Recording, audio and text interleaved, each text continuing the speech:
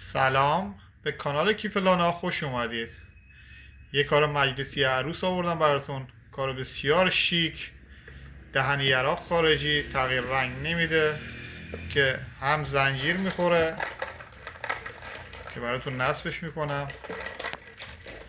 یه کار فوق العاده قشنگ، کار منحصر به فرد، و مهمتر از همه این که یراقاشون سیاه نمیشه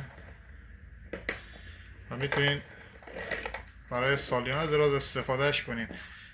دسته علنگویی میخوره که قابل جدا شدنه. به این شکلی در میاد. تو رنگ بندی براتون شارژ شده. انشالله که تو شادیاتون استفاده کنین و لذت ببرین. ممنون میشم اگه کانال ما رو سابسکرایب کنید و زنگوله رو بزنید.